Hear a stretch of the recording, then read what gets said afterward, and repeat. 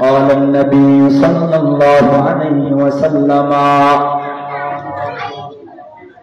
ألا إن في الجسد لمضغة إذا صلحت صلحت الجسد كله وإذا فسدت فسد الجسد كله ألا هي القلب মদিনাওয়ালা নবী আজ থেকে নিয়ে 1400 থেকে 1450 1500 বছর আগে জানাইয়া দেয় রে উম্মত শুনিয়া নাও আসমানের নিচে জমিনের উপরে আমার আল্লাহ তোমাদেরকে তার গোলামি করার জন্য দুনিয়ার জমিনে পাঠাইয়া দিল। পাঠানোর পরে আমার আল্লাহ তোমাদের 3.5 হাত বডির ভিতরে একটা গোশতের টুকরা দিয়া দিল। ওলামায়ে কেরাম গবেষণা করিয়া করিয়া দেখছে মানুষের শরীরের মধ্যে দুটি স্তন আছে, একটি ডান দিকে আর একটি বাম দিকে। ওলামায়ে কেরামেরা গবেষণা করিয়া করিয়া ভালো করে রিসার্চ করে দেখছে বাম দিকের স্তনের সোজা নিচে 4 আঙ্গুল নিচে সেই গোশতের টুকরাটা অবস্থিত, সেটার নাম হলো কলব। নবী আমার বলেন এই উম্মত আলা ইন্না ফিল জাসাদি লামুদগা ইযা সালাহাত সালাহাল জাসাদু কুল্লুহু ওয়া ইযা ফাসাদাত ফাসাদাতিল জাসাদু কুল্লুহু আলা ওয়া হিয়াল কলব। নবী বলে উম্মতিরা শুনো, এই মহিষ্কসার যুবতীরা ভালো করে বুঝাও, এই মহিষ্কসার মুরব্বী বাবারা ভালো করে বুঝে নাও। আমার আল্লাহ আমাদেরকে 3.5 হাত বডি দান করলেন, আমার আল্লাহ আমাদেরকে কত সুন্দর 2টা হাত দান করলেন, আমার আল্লাহ আমাদেরকে কত সুন্দর 2টা পা দান করলেন। আরে মুরব্বী বাবা, আজকে যদি হাত 2টা একটু অবশ অবশ ভাব লাগে, হাত বিশেষজ্ঞ ডাক্তারের শরণাপন্ন হয়ে যাও। আজকে যদি পাওয়ের মধ্যে একটু শক্তি কম পাও, পাও যখন অবশ অবশ লাগে, পাও বিশেষজ্ঞ ডাক্তারের কাছে চলিয়া যাও। দোস্ত, যেই চক্ষু দ্বারা দেখতেছি, এই চক্ষু দ্বারা যদি পাওয়ার একটু কমিয়া যায়, চক্ষু বিশেষজ্ঞ ডাক্তারের শরণাপন্ন হয়ে যাও। দোস্ত বাবা আমার, হাত যদি একটু শক্তি কমিয়া যায়, হাড়ের মধ্যে যদি একটু অচল অচল ভাব চলিয়া আসে, চলে যায় হাত বিশেষজ্ঞ ডাক্তারের কাছে। এই জিহ্বা নাড়ানোটা যদি একটু সময়ের জন্য দুর্বল হয়ে যায়, তখন আমরা জিহ্বা বিশেষজ্ঞ ডাক্তারের শরণাপন্ন হয়ে যাই রে দোস্ত। এরে মুরব্বী, একটা বারও আল্লাহ না, সামান্য সময়ের জন্য হাত অবশ হয়ে গেলে ডাক্তারের কাছে চলে যাও, সামান্য সময়ের জন্য পা অবশ হয়ে গেলে ডাক্তারের শরণাপন্ন হয়ে যাও রে ভাইয়া। সামান্য সময়ের জন্য তোমার শ্রবণ শক্তিটা কমে গেলে ডাক্তারের শরণাপন্ন হয়ে যাও। কিন্তু এমন একটা দিন আসবে যেই দিন চিরতরে এই হাতটা অবশ হইয়া যাবে, সারা দুনিয়ার ডাক্তাররা মিলে আবার এই হাতের শক্তি ফিরাইয়া দিতে পারবে না। এমন একটা দিন আসবে চিরতরে পাও 2টা অবশ হয়ে যাবে, কিন্তু পৃথিবীর সমস্ত ডাক্তাররা মিলে আবার পায়ের শক্তি ফিরাইয়া দিতে পারবে না। চিরতরে চক্ষু 2টা বন্ধ হয়ে যাবে, আর পৃথিবীর সমস্ত ডাক্তাররা মিলিয়াও চোখের শক্তি ফিরিয়ে দিতে পারবে না। ঠিক কিনা? সেই দিনের কথা একবারও ভাবো নাই? তুমি ভাবছো হুজুর আজকে এখন সুস্থ আছি, এখান থেকে উঠিয়া আরামে গিয়া বিপির সাথে রাত্র কাটাইয়া দিব, গ্যারান্টি আছে? এ বাবা গ্যারান্টি আছে? মৌত কো মত দূর সমঝো, মৌত হ্যায় হরদম করিব, मौत को मत दूर समझो, मौत है हरदम करीब, कौन होगा यार तेरा गोर जाने के लिए, कौन होगा यार तेरा गोर जाने के लिए। मौत को समझाएगा फिर इख्तिताम जिंदगी, मौत को समझाएगा फिर इख्तिताम जिंदगी, दर हकीकत मौत तेरे इब्तिदाए जिंदगी। मरने वाला सब मरेंगे, जीने वाला कोई नहीं, मरने वाला सब मरेंगे, जीने वाला कोई नहीं, रोने वाला बहुत मगर जाने वाला कोई नहीं, रोने वाला बहुत मगर जाने वाला कोई नहीं জীবন নামের প্রদীপ আমার যখন জ্বলে নিবে বন্ধু বান্ধব আপনজনে সবাই ফেলে যাবে দুই নয়নের কপাট যখন লাগবে চিরতরে বন্ধু বান্ধব সবাই মিলে আমায় ফেলে যাবে ঠিক না বেঠে সুতরাং এখান থেকে বাড়িতে যাইবা গ্যারান্টি কেউ দিতে পারবে এখান থেকে বাড়িতে যাওয়ার কোনো গ্যারান্টি আছে নিঃশ্বাসের কোনো বিশ্বাস নাই গত 3 বছর আগে দুই খামাই এলাকায় একটা মাদ্রাসার উদ্যোগে মাহফিলের মধ্যে আমি বয়ান করতেছি এক আল্লাহর বান্দা মাহফিলের টাকা দেওয়ার জন্য টাকা সাথে নিয়ে আসছে রে বাবা মাহফিলের ময়দানে বসে গেছে হঠাৎ আকাশটা খারাপ হয়ে গেল হঠাৎ বৃষ্টির সমস্যা দেখা দিল হঠাৎ আকাশ থেকে বৃষ্টি পড়া শুরু হয়ে গেল নবী আমার বলে উম্মত যখন আকাশ খারাপ হইয়া যায় যখন বৃষ্টি শুরু হইয়া যায় যখন অকল্যাণের বৃষ্টি হয় সেই সময় বৃষ্টির দরকার সেই সময় বৃষ্টি না হওয়া হলো আল্লাহর পক্ষ থেকে গজব যেমন যখন বৃষ্টির প্রয়োজন নাই তখন বৃষ্টি হওয়া হলো আল্লাহর পক্ষ থেকে গজব কোরআনের মাহফিল চলতেছে বৃষ্টি শুরু হয়ে গেছে নবী বলে উম্মত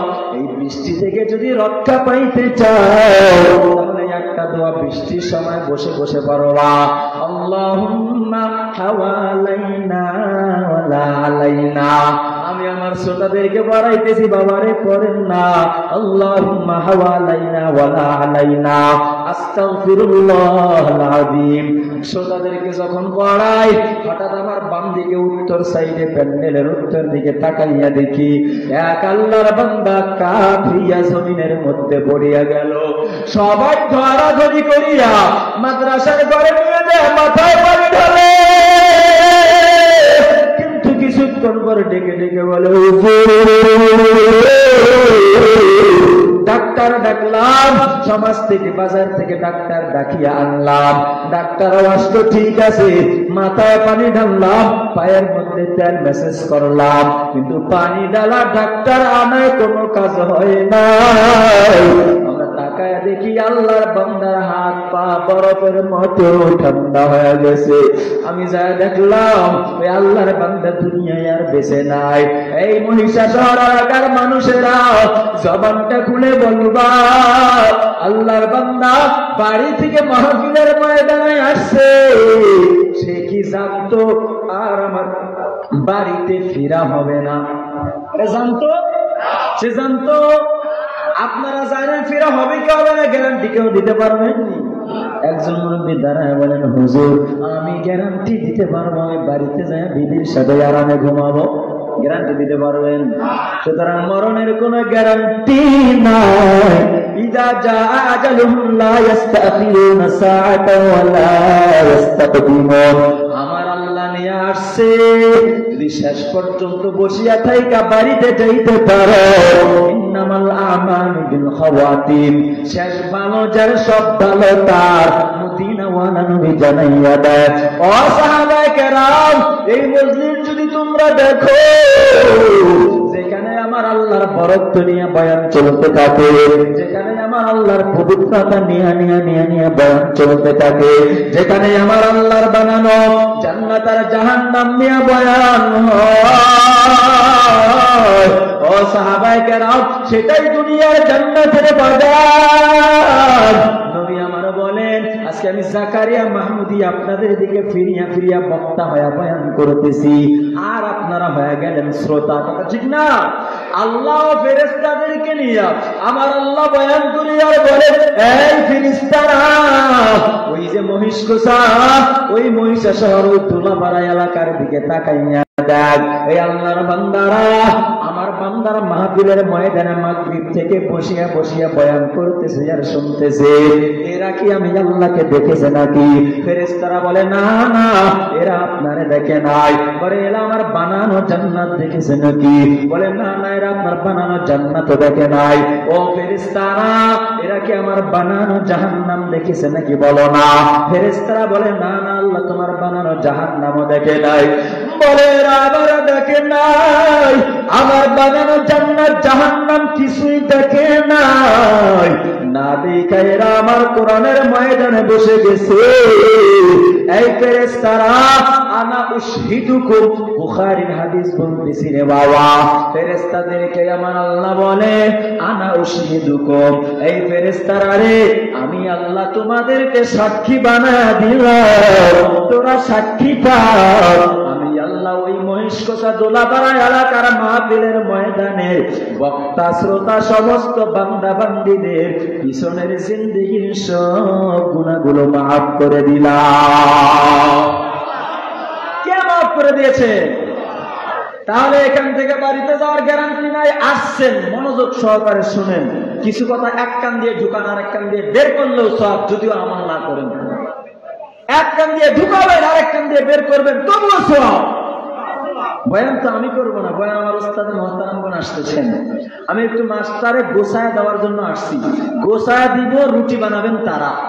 আমি আটা বানায় দিব, খামিরা তৈরি করে দিব, রুটি বানাবেন তারা। বাঘের বাচ্চারা আসতেছেন, তো আপনারা শুনবেন আর কিছুক্ষণ চলবে? চলবে কি চলবে না? কারা কারা চলবে? লিল্লাহি তাকবীর। বিপ্লব মানে জীবন দেয়া বসে থাকা নয়, সে কোনদিন আসবে না রে করো যদি ভয়। কথা কম না কেন?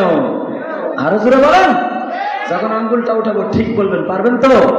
বিপ্লব মানে জীবন দেয়া বসে থাকা নয়, সে কোনদিন আসবে না রে করো যদি ভয়। আপনি বিজয় রাখতো আর জীবনের বিনিময়, আপনি বিজয় রাখতো আর জীবনের বিনিময়। বিপ্লব মানে জীবন দেয়া বসে থাকা নয়, সে কোনদিন আসবে না রে করো যদি ভয়। লড়াইয়ের ওই ময়দানেতে যেতে তোমাকে হবে, প্রয়োজনে সব রক্তটুকু জমিনেই ঢেলে দিবে, তবুও তোমার লড়তেই হবে, মানিবে না পরাজয়, তবুও তোমার লড়তেই হবে, মানিবে না পরাজয়। বিপ্লব মানে জীবন দেয়া বসে থাকা নয়, সে কোনদিন আসবে না রে করো যদি ভয়। চলবে তো খেয়াল করেন। কি বলছিলাম? আমরা রোগী দুই প্রকার। কয় প্রকার? একটা হলো শারীরিক রোগী আর একটা হলো আত্মার রোগী। এটাকে আরবিতে বলা হয়, এক প্রকার রোগী হলো জিসমানি রোগী, আরেক প্রকার রোগী হলো রুহানি রোগী। রুহানি রোগী কারা? জিসমানি রোগী হলো জ্বরে আক্রান্ত হলে শারীরিক রোগী বলে, মাথা ব্যথা আক্রান্ত হলে শারীরিক রোগী বলে। এবার বুঝেন তো আত্মার রোগী কোনটা? বলে কলবের রোগে রোগাক্রান্ত হলে আত্মার রোগী হয়। বলে কলবের রোগে মানুষ কিভাবে রোগাক্রান্ত হয়? মদিনাওয়ালা নবী এই প্রেসক্রিপশন জানিয়ে দিয়েছেন। উম্মত শোনো, আলা ইন্না ফিল জাসাদি লামুদগা, এই উম্মতেরা আমার আল্লাহ তোমাদের 3.5 হাত বডি দিয়া দিল। এই 3.5 হাত বডির ভিতরে আমার আল্লাহ একটা গোশতের টুকরা দিয়া দিল। আলা ইন্না ফিল জাসাদি লামুদগা, একটা গোশতের টুকরা প্রতিটা বান্দা বান্দীদের শরীরের মধ্যে দিয়ে দিল। আমার নবী বলেন ইদা ফাসাদাত ফাসাদাল জাসাদু কুল্লুহু, এই গোশতের টুকরা যখন নষ্ট হয়ে যায়, 3.5 হাত বডি বান্দার নষ্ট হয়ে যায়। এই মহিষকোষার মানুষেরা একটু দিলের কানটা লাগায় শুনবার বাজার, কেমনে কলব না পাক হয়ে জানো। মদিনাওয়ালা নবী বলেন বান্দা যখন একটা গুনাহ করে, বান্দার কলবের মধ্যে একটা কালো দাগ পড়িয়া যায়। বান্দা যখন 2টা গুনাহ করে, বান্দার কলবের মধ্যে 2টা কালো দাগ পড়িয়া যায়। বান্দা যখন 3টা গুনাহ করে, বান্দার কলবের মধ্যে 3টা কালো দাগ পড়িয়া যায়। গুনাহ করতে করতে এমন একটা সময় আসে, যেই সময় আর কলবের মধ্যে কোনো পরিষ্কার জায়গা থাকে না। যেমনি ভাবে জ্বরওয়ালা শরীর নিয়ে মিষ্টি ভালো লাগে না, এই মহিষকোষার মানুষেরা জবানটা খুলে বলবা, গুনাহ করতে করতে কলবটারে নাপাক বানাই ফেলেছো ভাই, জেনা করতে করতে কলবটারে নাপাক বানাইয়া ফেলছো, মিথ্যা বলতে বলতে কলবটারে নাপাক বানাইয়া ফেলছো, চোখ দ্বারা বেগানা নারীদের দিকে তাকাইয়া তাকাইয়া কলবটারে নাপাক বানাইয়া ফেলছো, জবান দ্বারা গীবত করতে করতে কলবটারে নাপাক বানাইয়া ফেলছো। এই দোস্ত, আমি আপনাদেরকে একটা সবক দিতে চাই রে বাবা, পায়ে ধরে বলি উমর ইবনুল খাত্তাব রাদিয়াল্লাহু তাআলা আনহু বলেন, হাসিবু ক্বাবলা আন তুহাসাবু। দোস্তরা আমার, কবর জগতে যাওয়ার পরে তোমার কাছে আমার আল্লাহ হিসাব নিকাশ নিবে। উমর রাদিয়াল্লাহু তাআলা আনহু বলেন, কবরে যাওয়ার আগে নিজের আমলনামার হিসাবটা একটু নিজে নিজে করিয়া যাও রে দোস্ত। সারাদিন বাজারে ব্যবসা করছো, সারাদিন দোকান চালাইছো, দোকান চালানোর পরে সারাদিনের ব্যবসায় কত টাকা লাভ হইল লোকসান হইল, বাড়িতে যাওয়ার পরে তোমার বিবি তোমার কাছ থেকে হিসাব নিবে, তোমার বাবা তোমার কাছ থেকে হিসাব নিবে, তোমার সন্তান তোমার কাছ থেকে হিসাব নিবে। তার আগে তুমি দোকানে বইসা জাপটা লাগাইয়া ডয়ারটা খুলিয়া টাকা পয়সা সারাদিনে কত টাকা লাভ হইল লোকসান হইল হিসাব করেন কি করেন না? করেন কি করেন না? বলে বাড়িতে যা হিসাব দেওয়ার আগে দোকানে হিসাব করি কত টাকা লাভ হলো। বাড়িতে যা আমার বিবি আমার কাছ থেকে হিসাব নেবে, বাড়িতে যাওয়ার পরে আমার বাবা হিসাব নেবে, সন্তান ভাবে বাবা হিসাব নেবে, বাবা ভাবে আমার বড় সন্তানটা আমাকে বলবে, বাবা গো আজকে সারাদিনে কয় টাকা ইনকাম করলাম। স্ত্রী ভাবে আমার স্বামী বাড়িতে গেলে হিসাব নিবে, ছোট ভাই ভাবে বাড়িতে যাওয়ার পরে বড় ভাই হিসাব নিবে, বল না কত টাকা লাভ হলো কত টাকা লোকসান হলো। বাবার কাছে গিয়া যেন সহজে হিসাব দিতে পারি তার জন্য বাজারে বসে দোকানে বসে আগে হিসাব নিকাশ করে কি করে না? উমর ইবনুল খাত্তাব বলেন, হাসিবু ক্বাবলা আন তুহাসাবু। আল্লাহ তো পাঠাইছে দুনিয়ার জগতে, এ মিয়া আমাদের হেদায়েতের জন্য আমার আল্লাহ একটা গ্রন্থ দিয়ে দিলেন, মহাগ্রন্থ ঐশী বাণী আল কোরআন। কথা ঠিক কিনা? এমন একটা কিতাব পৃথিবীতে দ্বিতীয় আর কোন কিতাব খুঁজে পাবা না, যার দিকে তাকায় থাকলেও সব হবে। পৃথিবীতে দ্বিতীয় আর কোন কিতাব খুঁজে পাইবা না, যার মধ্যে হাত দ্বারা স্পর্শ করলে সব হবে। পৃথিবীতে দ্বিতীয় আর কোন বই পাইবা না, যেই বইয়ের আওয়াজ শুনলেও সব হয় রে বাবা। কিন্তু আমার আল্লাহ আমাদের কি এমন একটা কিতাব দিছে, যেই কিতাবের দিকে তাকায় থাকলেও সওয়াব, যেই কিতাবটা স্পর্শ করলেও সওয়াব হয়ে যায়, যেই কিতাবের সাথে সংস্পর্শে গেলেও মানুষের দামটা বড় বাড়িয়া যায়। বাজারের মধ্যে একটা কাপড়, এই কাপড়টা মানুষের পায়ের নিচে পড়ে থাকে, তার কোনো মূল্য থাকে না। কিন্তু কাপড়টা যখন ধুইয়া দর্জির কাছে গিয়ে বলে, দর্জি ভাই রে কাপড়টা আমাকে একটু কোরআন শরীফের জন্য কাপড়টা দিয়ে গিলাপ বানায়া দেন। এই কোরআন শরীফের সাথে যখন কাপড়টা লাগিয়া যায়, এখন মাদ্রাসায় ছাত্ররা গিলাপের ভিতরে ঢুকায় ঢুকায় কোরআন শরীফটাকে যত্ন করে। কোরআন শরীফ থেকে গিলাপটা আলাদা করার পরে যখন গিলাপ জমিনের মধ্যে একটু পড়ে যায়, সেই কাপড়টা তুলিয়া কপালের মধ্যে লাগায়, মুখের মধ্যে লাগায়, চুমু খায়। খায় কি খায় না? খায়নি। বলে কোরআনের সঙ্গে স্পর্শে গেল, কাপড়ের দামটাও বানিয়ে গেল।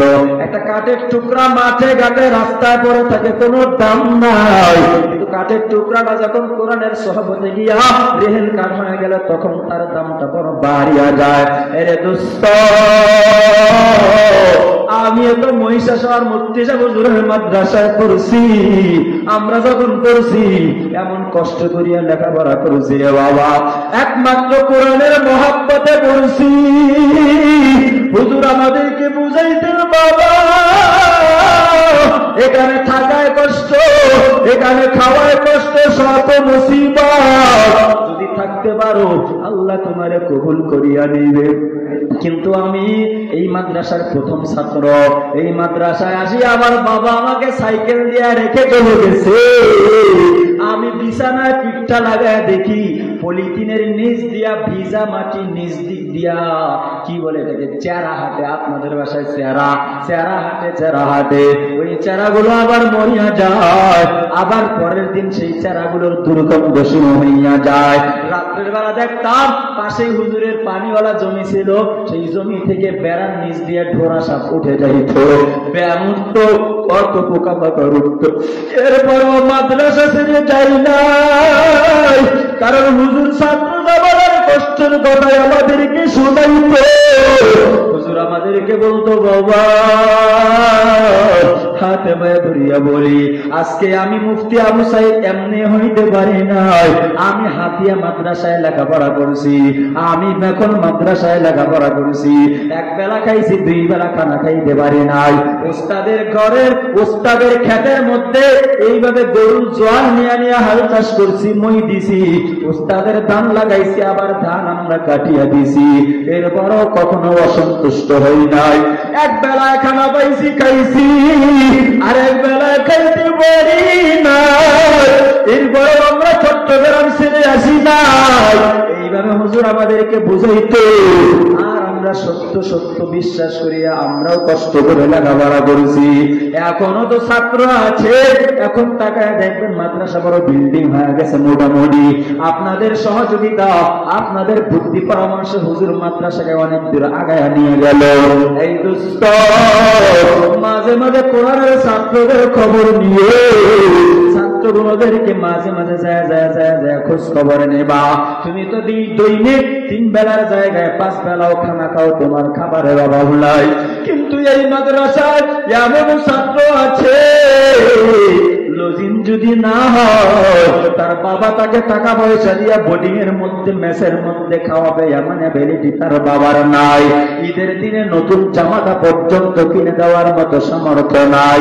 এমন সন্তান আছে যাদের মা নাই, বাবাও নাই, আর তারা কষ্ট করিয়া করিয়া মাদ্রাসায় জীবনটা কাটায়া দেয়।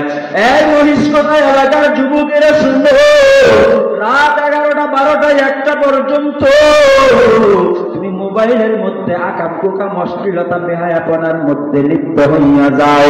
রাত 1টা 2টা 3টা পর্যন্ত ল্যাপ মুড়ি দিয়া মনে করে কেউ দেখে না, আমার মা দেখে না, আমার বাবা দেখে না, আমার ভাই দেখে না, কেউ দেখে না, এটা মনে করিয়া তুমি আকাম কুকামের মধ্যে লিপ্ত হইয়া যাও।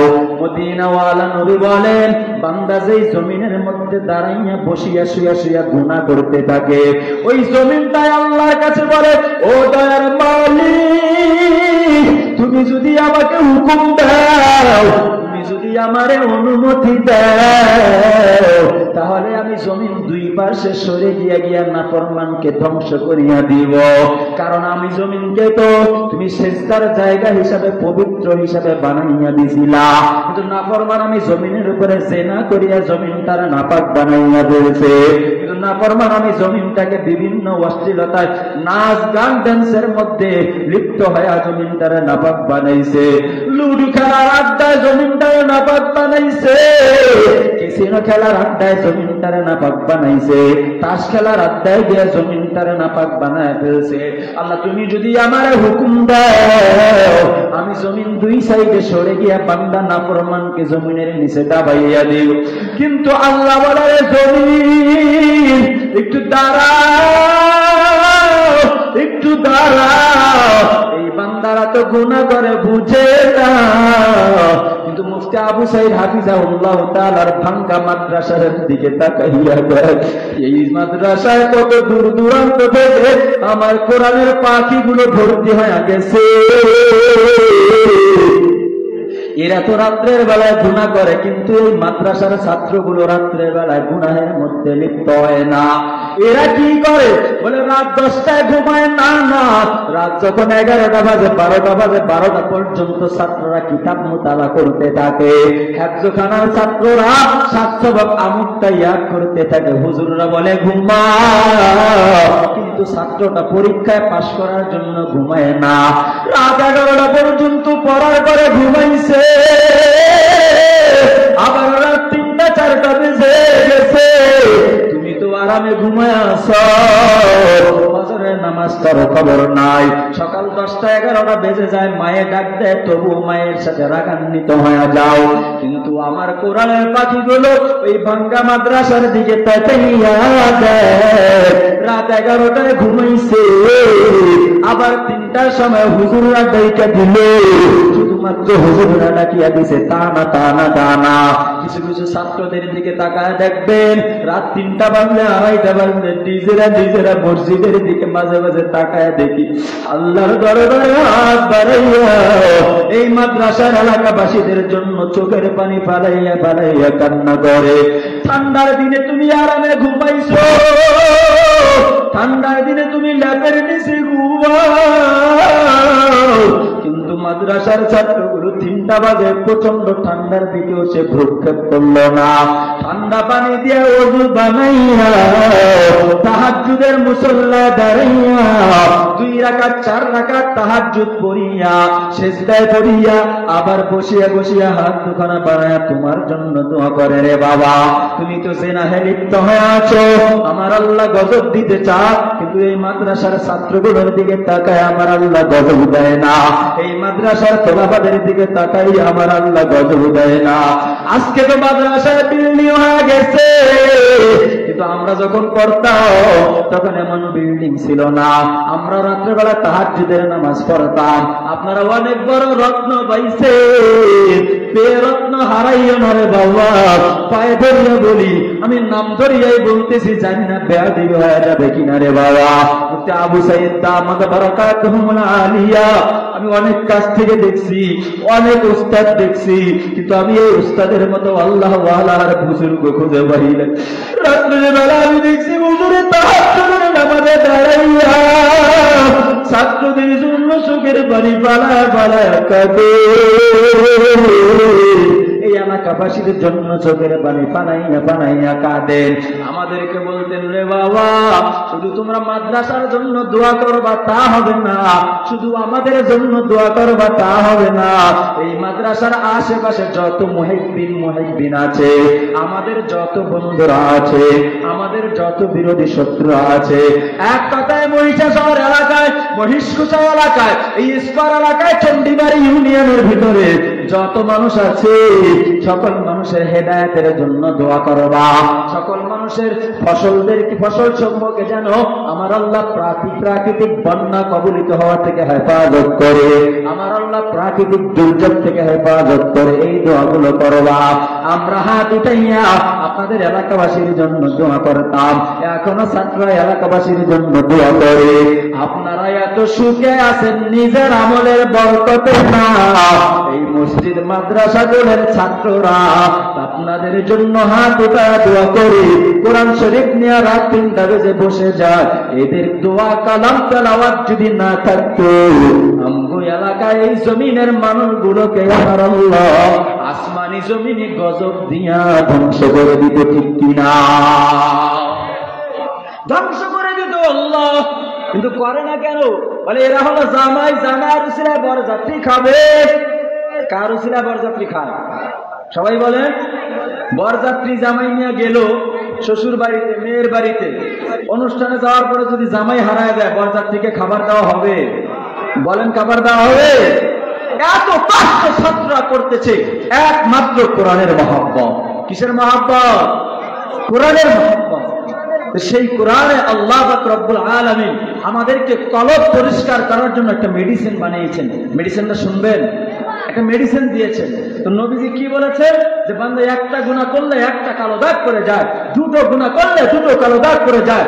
এক পর্যায়ে কলবে যখন কোনো পরিষ্কার জায়গা থাকে না, তখন আর বান্দা শরীর অসুস্থ হয়ে গেছে। ফাইদা ফাসাদাত ফাসাদাতুল জাসাদু কুল্লুহু, কলব যখন নষ্ট হয়ে গেছে, এখন 3.5 হাত বডিটাও নষ্ট হয়ে গেছে, কলব অসুস্থ, তোর 3.5 হাত বডিও অসুস্থ।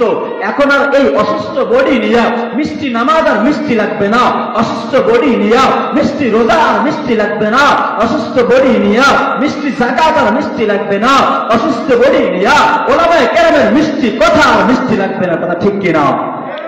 এই মিয়া তবলিগ ওয়ালারা হাতে পায়ে ধরে বোঝায়, হক্কানি ওলামায়ে কেরামগণ হাতে পায়ে ধরে বোঝায়, বড় বড় ওলামায়ে মাশায়েখগণ, পীর মাশায়েখগণ হাতে পায়ে ধরে ধরে নামাজের দাওয়াত দেয়, পর্দার দাওয়াত দেয়, ওলামায়ে কেরামের সংস্পর্শে যাওয়ার জন্য দাওয়াত দেয়। কিন্তু ভালো লাগে না কেন জানো?